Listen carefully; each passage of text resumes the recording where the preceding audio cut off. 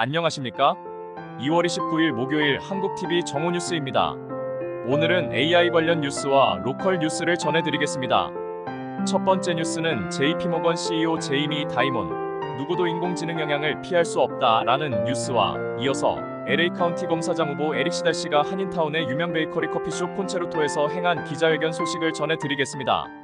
세계 최대의 투자은행인 JP모건의 CEO 제이미 다이먼이 그 어느 누구도 이제 인공지능이 영향에서 벗어날 수 없다라고 경고했습니다.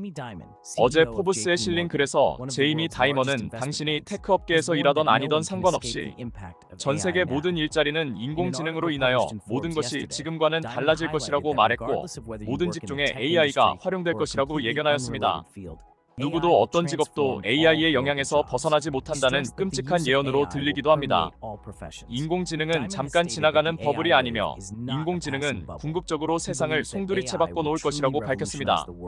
다이먼은 현재 JP모건사에만 200명의 직원이 인공지능 챗봇인 챗GPT와 바드, 빙 등 여러가지 AI 모델을 분석하고 있는 중이라면서 인공지능을 투자은행에서 어떻게 활용할지에 대해 본격적인 작업에 매달리고 있다고 밝혔습니다. 그러면서 궁극적으로 인공지능이 거의 모든 일자리에서 사용될 것이라고 결론을 내렸습니다.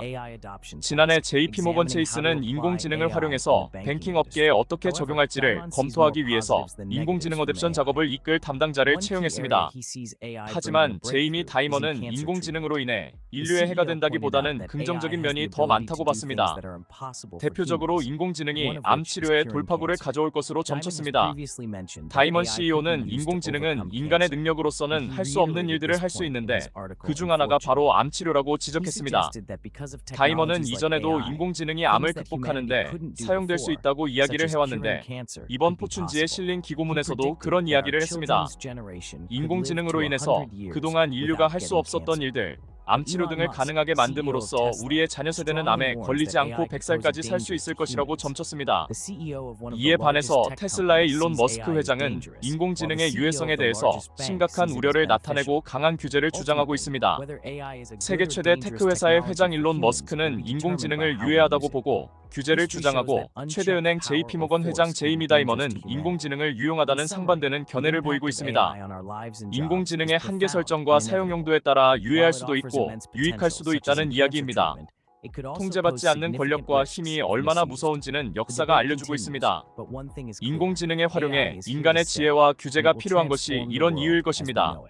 3월 5일 예비선거에서 LA 카운티 검사장 후보로 나선 에릭 시달 후보가 한인타운 유명 베이커리 커피숍 콘체르토에서 오늘 아침 9시에 기자회견을 가졌습니다.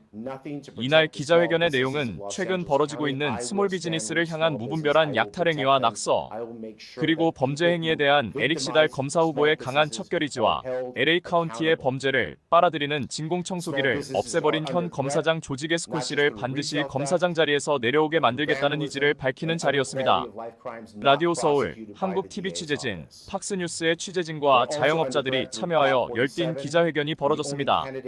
이날 참석한 자영업자 존 가르차 씨와 링컨 하이츠 상공회의소 회장 스티브 카스텐 씨는 각자 자신들의 경험을 나누었습니다.